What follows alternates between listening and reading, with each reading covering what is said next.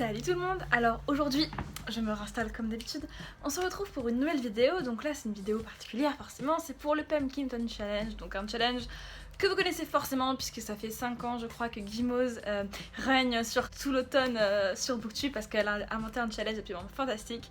Donc pour ceux qui éventuellement ne connaîtraient pas, je vous mettrai de toute façon en barre d'infos la vidéo de Guimauve qui explique ce que c'est le Pumpkinton Challenge, mais concrètement c'est un challenge de lecture autour du thème d'Halloween, autour de l'automne bien sûr, donc avec différents menus, différentes catégories. Ça paraît assez compliqué mais finalement c'est très simple. C'est un challenge qui est très familial, où tout le monde partage, tout le monde discute ensemble. C'est ce que tout le monde attend à peu près sur Booktube et sur Bookstagram chaque année. Et donc là pour la première fois je vais participer sur YouTube. La première fois vraiment que sur YouTube je participe. Et donc j'en suis trop heureuse, donc je me suis fait ma petite palle et c'était un pur régal de faire ça. Donc je vais vous présenter ma palle et puis on pourra discuter ensemble si vous participez aussi et puis échanger des lectures éventuellement. Enfin voilà, moi je sais que je n'ai mis qu'un seul livre par sous-catégorie parce que tout simplement là je reprends du coup mon master.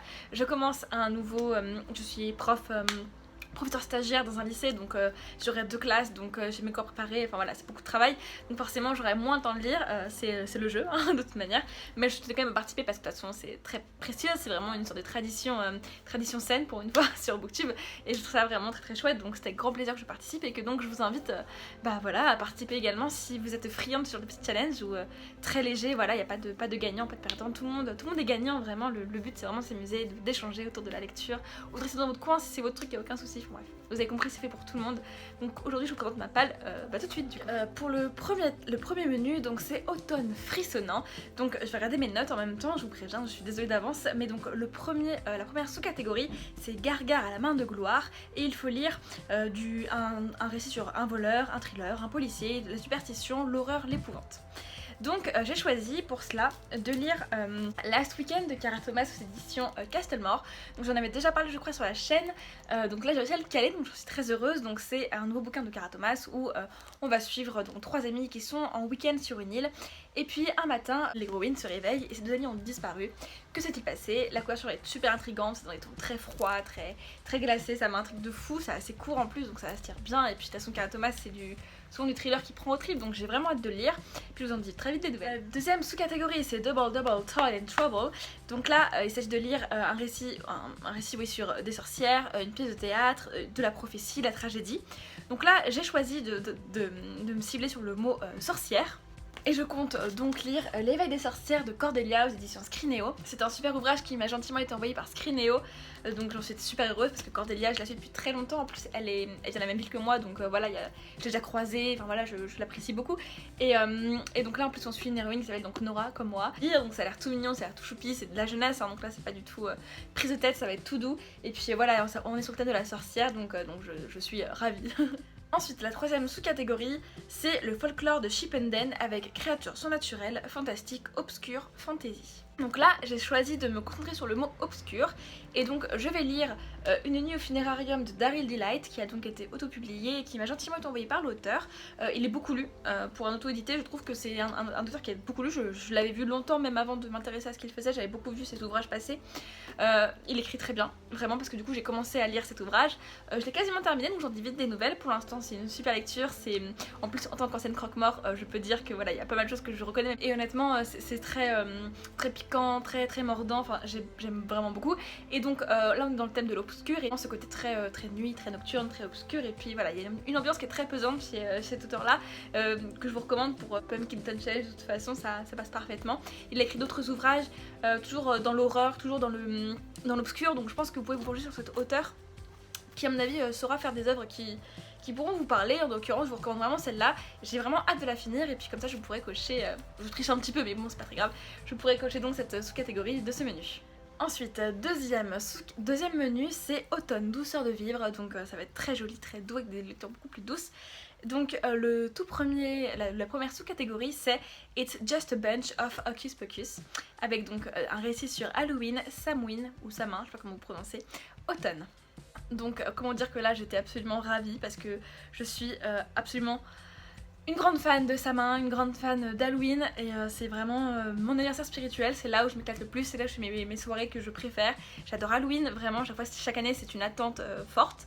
En plus souvent chaque année pour Halloween il y a un Vincent Tassi qui sort, donc c'est ma récompense pour avoir survécu une année de plus en gros. Enfin, c'est trop bien, j'aime trop.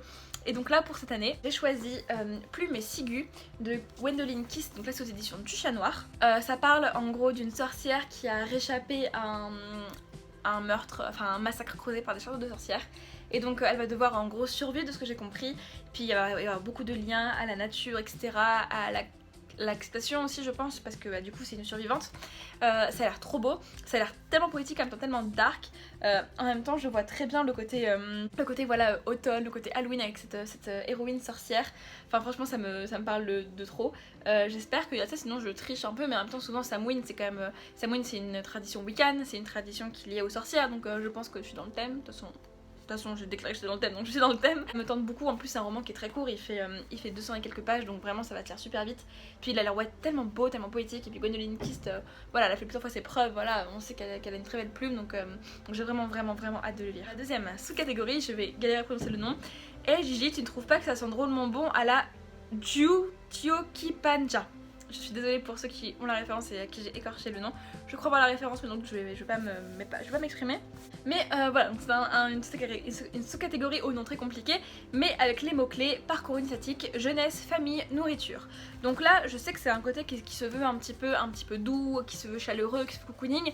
J'ai un peu tranché parce que donc je vais choisir de lire Ici se cachent les monstres de Amélinda Bérubé, donc en cours d'édition du Chat Noir. Donc là, c'était leurs 2 dernières sorties qui ont l'air totalement prometteuse. J'ai vraiment trop hâte de les lire. Et en gros, donc là j'ai axé sur le mot-clé famille parce qu'on va suivre 2 sœurs où en fait la petite sœur va disparaître et la grande sœur va devoir la chercher. Et je pense que ça va être très sombre, très dark. J'ai peur de chialer parce que j'ai une petite sœur à qui je tiens excessivement fort. Et donc forcément j'ai peur de trop mettre de transition et c'est là que je sois la petite sœur, voilà, enfin bref, faire du transfert quoi. Mais ça a l'air magnifique, on parle beaucoup de... C'est dit dans la 4e de couverture que c'est un roman d'ambiance, que c'est un roman très sombre. Donc j'ai vraiment hâte de le lire et puis voilà, quand même le côté famille m'interloque et puis je sais pas, il m'intrigue et puis il est tellement beau que ouais, j'ai vraiment hâte de lire. Je pense qu'il peut être super beau et super, trop poétique et triste et parfait pour le Pumpkin Challenge quoi. Alors ensuite je vais encore détourner un petit peu les mots-clés. Donc la sous-catégorie c'est il suffit de se souvenir de rallumer la lumière. Donc c'est donc avec les mots-clés feel good, santé mentale, émotion. Et j'ai choisi de m'axer sur la santé mentale et je souhaite donc lire Meurtre, mode d'emploi, donc à l'usage des jeunes filles de Holly Jackson de l'association édition Casterman. Tout simplement parce que dans ce récit-là, donc j'ai lancé une couverture, elle n'est plus comme ça désormais, on va suivre un personnage, une jeune fille qui s'appelle Pippa, qui en fait a eu une tragédie dans sa ville. Une fille a été assassinée, on a accusé son petit ami de l'avoir tuée et son petit ami s'est suicidé. Pippa ne croit pas au fait que c'est donc son petit ami qui a tué sa copine et décide de rouvrir l'enquête et de mener l'enquête à son tour. Et en fait je pense qu'on va beaucoup parler de santé mentale du coup parce que il y a la notion de suicide, il y a la notion de meurtre et je pense qu'il y a vraiment cette histoire de Pippa qui du coup a un rôle d'enquêtrice alors qu'elle ne l'est pas. Et donc je pense qu'elle va beaucoup justement jouer sur ce côté très mental, sur ce côté très psychique, psychologique. Et je pense que ça peut être vraiment très sympa. Ça a l'air aussi en même temps un petit peu... Pas feel good parce que ça parle quand même d'un meurtre, mais je sais pas. L'ambiance qui se dégage de ce bouquin m'intéresse vraiment beaucoup. Ça fait longtemps que je l'ai, ça fait longtemps que je veux le lire. Et ouais, il a l'air super bien. Franchement, c'est un bouquin que j'ai le plus hâte de lire. J'espère pouvoir le lire et prendre le temps parce qu'il est quand même assez gros. Et voilà, il a l'air très sympa. Et voilà, il y a ce côté santé mentale qui je pense va ressortir et qui va être super cool et j'ai vraiment du coup trop hâte de me plonger dedans et de pouvoir en savoir plus. Ensuite, la dernière sous-catégorie de ce menu, c'est j'ai un dragon et j'hésiterai pas à faire feu, donc j'adore, avec les mots-clés humour, illustré, anthropomorphisme, animaux. Donc là, juste pour cette sous-catégorie, j'ai donc 2 ouvrages sur le thème de l'humour parce que je sens que j'aurai besoin de rigoler avec toutes ces lectures un peu sombres, un petit peu lourdes, avec aussi la pression de la rentrée, voilà. J'ai décidé du coup de choisir deux livres qui ont pour trait de caractère l'humour et qui j'espère vont me redonner un petit peu de luminosité. J'aurais pu en mettre un aussi dans la catégorie d'avant sur le mot-clé feel good hein, évidemment, mais bon, de toute façon ça se rassemble donc peu importe, mais donc je ferai tout de suite. Donc tout d'abord il y a L'Antilune de miel de Christina Loren aux éditions Hugo Roman. Donc là c'est l'histoire d'un couple qui se marie et leurs deux témoins respectifs, donc une jeune femme et un jeune homme, se détestent. Sauf que suite à une indigestion collective, le voyage de noces ne peut pas être remboursé et donc les deux personnes qui vont pouvoir bénéficier de ce voyage sont ceux qui n'ont pas mangé les fruits de mer et qui sont donc évidemment les deux témoins qui se détestent, et donc forcément on va avoir un enemies to lover qui va être très marrant. Les retours sont super bons, donc je pense que je vais me délecter de cet ouvrage qui a l'air très léger, très doux et voilà, très très drôle, donc j'ai vraiment super hâte. Et le deuxième, c'est Les Tribulations d'Esther Parmentier de Maëlle Desnard aux éditions Rageot. Alors j'ai pas vraiment compris quoi ça parlait, ça parle je crois de sorcières, de vampires, ça a l'air très léger, très drôle. Donc là le sous-titre c'est Cadavre haché et vampire fâché, une enquête 100%, donc ça a l'air très drôle, un petit cozy mystery comme on aime, super drôle, super mignon. Et voilà, donc c'est vraiment qu'il me l'a offert il y a plus d'1 an déjà, donc là il serait temps quand même que je le lise. Et voilà, ça a l'air juste trop bien et j'ai vraiment hâte. J'ai pas trop respecté l'ambiance globale de Automne douceur de vivre, mais en même temps c'est des lectures qui vont me faire plaisir, qui vont un peu vider ma palle, donc j'en suis ravie, c'est ce qui compte de toute manière. Et donc le troisième menu, le dernier, l'avant-dernier, excusez-moi, c'est donc Automne enchanteur, avec tout d'abord comme première sous-catégorie La lunette de Pierre, cet extra quand on veut voir ce qui ne se voit pas. Donc j'adore cette sous-catégorie parce que je suis fan des Chroniques de Spiderwick, c'était mon film préféré quand j'étais petite, j'ai adoré les bouquins, donc cette sous-catégorie me ravit, me rend super heureuse. Et donc les mots-clés sont petit peuple, féerie, nature writing. Donc là j'ai choisi Mystic Land de Marta Alvarez et Leia Lopez aux éditions Hachette. Donc pour le mot-clé évidemment petit peuple et féerie, puisque donc on va suivre des fées. En plus l'héroïne s'appelle encore une fois Nora, donc je suis super contente. Donc là c'est un tout petit ouvrage jeunesse illustré beaucoup, puis la couverture est magnifique et puis il y a de la diversité. Voilà, ça va être trop bien. Il y a plusieurs illustrations, donc ça va me faire plaisir, ça va me faire du bien de le lire. Il a l'air super chouette, donc voilà, pour le côté très doux et très enfantin qui du coup me rappelle aussi mon enfance avec les Chroniques de Spiderwick que j'aimais tant. Ça va être trop bien. Ensuite c'est Nom d'une dune avec les mots-clés écologie, anticipation, science-fiction, post-apocalyptique. Et donc pour cette sous-catégorie j'ai choisi le tome 2 de Phobos de Victor Dixon aux éditions Rageot. Robert Laffont, pardon. Je pense que vous connaissez Phobos, voilà, c'est l'histoire de 6 garçons et 6 jeunes filles qui sont envoyés dans l'espace dans le but de coloniser Mars et qui se retrouvent donc à devoir faire un speed dating devant tout le monde à travers un écran télévisé mondial. Et donc en fait il y a une conspiration, bref. J'avais lu le tome 2 il y a très longtemps, il y a au moins 3 ans. Le tome 1 je l'avais lu il y a 3 ans, j'avais adoré, c'était un coup de cœur, j'étais jeune donc voilà, je pense que c'est un petit peu aussi, voilà, mais j'avais vraiment adoré. Et donc là pour lire Phobos 2 il serait temps, il me tente en plus, c'est ça le truc, c'est que juste que ça fait tellement longtemps que le temps que je remémore un petit peu tout, il y a un roman graphique qui est sorti sur Phobos 1, enfin pas tout le tome mais la première partie de Phobos, je l'ai lu, donc ça m'a un peu remis dans le bain quand même, ça m'a un peu remémoré certains événements importants, et donc là j'ai quand même hâte de lire le tome 2. Ensuite, la troisième sous-catégorie, c'est Princesse avec les mots-clés inclusivité, LGBTQI+, féminisme. Et donc là, c'est avec grand plaisir que je lirai donc Felix Ever After de Kaysen Calendar aux éditions Slalom. J'en ai déjà parlé dans ma précédente vidéo, je crois. Ça a l'air absolument trop mignon, trop bien. Ça parle d'un jeune garçon qui est noir, queer, trans, qui s'appelle Félix, qui est trop mignon, qui va vivre du coup un parcours initiatique avec des amis. Ça a l'air très doudou, très gentil, très bienveillant.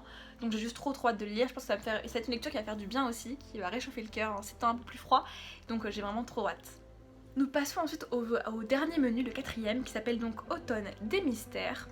Et donc là c'est vraiment quelque chose de très mystérieux, et donc le tout premier, la première sous-catégorie c'est le destin perdu avec temps, horloge, énigme, puzzle, historique, steampunk. Donc là c'est pour un livre que je n'ai pas encore lu, que je n'ai pas encore en ma possession, qui n'est pas encore sorti. Ce sera pour l'œuvre À l'ombre du manoir de Lizzie Felton qui est sortie aux éditions du Chat Noir, qui sort là début octobre, les précommandes ouvrent le 6 septembre je crois, donc ça a l'air absolument top, ça a le côté un peu historique parce que ça se passe dans un vieux manoir, donc c'est une sortie que j'attends avec beaucoup d'impatience. Et donc moi je me suis vraiment axée sur le mot-clé temps, qui je pense sera un peu central pour ce roman de Lizzie Felton, et donc j'ai vraiment super hâte de le lire. Ensuite, la deuxième sous-catégorie, c'est les ruines de l'Atlantide avec les mots-clés conte moral, philosophie, récit métaphorique, mythes et légendes. Et donc là, j'ai choisi donc Le Chant d'Achille de Madeleine Miner aux éditions Pocket. Donc j'ai déjà commencé à le lire, donc j'en suis au tout début. J'ai fait une lecture commune avec une de mes amies, donc Enya, je vous mettrai son compte Instagram en barre d'informations parce qu'elle fait aussi quelques chroniques. C'est absolument trop bien. Le début est très chouette, il y a une scène de viol qui m'a choquée par contre, donc gros trigger warning. Par contre ça a l'air très bien, j'adore le mythe de Achille et Patrocle, je pense que c'est un mythe que j'aime beaucoup, j'avais adoré Circé et je suis très fan de mythologie comme beaucoup de monde, donc là forcément mythes et légendes ça me parle et donc j'ai choisi ce bouquin là qu'il est temps que je sorte de ma palle. Et ouais, donc je pensais peut-être le vlogger en même temps vu que c'est un bouquin qui a beaucoup fait parler de lui, etc.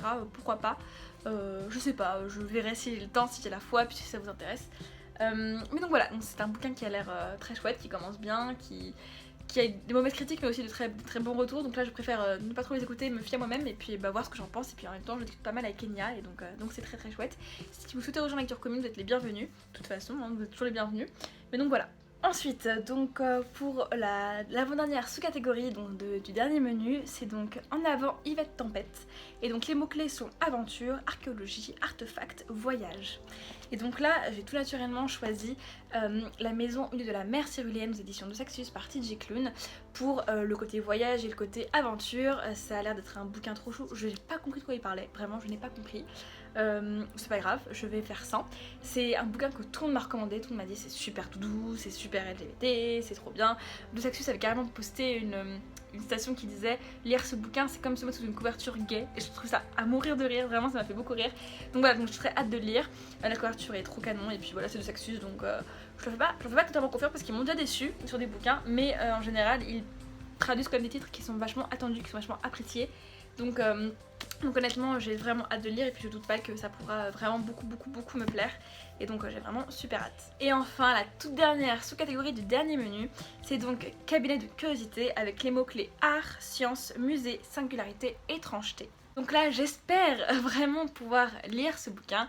C'est donc Les fantômes de Harvard de Francesca Seritella aux éditions Pygmalion.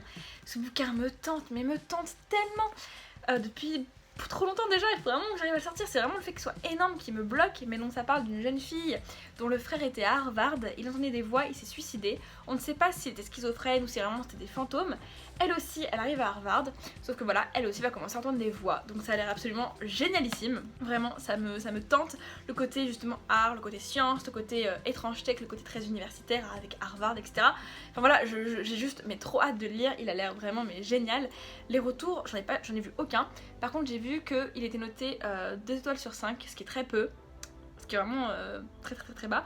Donc j'ai un peu peur, mais honnêtement il a l'air tellement bien que j'ai juste vraiment trop hâte de le lire, en espérant qu'il n'y ait pas trop de longueur. Mais vraiment je veux me plonger dedans et le déguster. Et puis là dans Cabinet de curiosité je trouve que ça correspond très bien avec le côté très fantôme, un peu Dark Academia, tout cela. Donc vraiment j'ai juste trop hâte. Voilà, je vous ai présenté ma pile à lire du Pumpkinton Challenge édition 2021. J'espère que ça vous aura plu, que les bouquins vous pourrez vous parler, ça pourra aussi vous aider à faire votre propre pile à lire, puis que comme ça on pourra échanger ensemble comme d'habitude. Voilà, prenez soin de vous et lisez bien.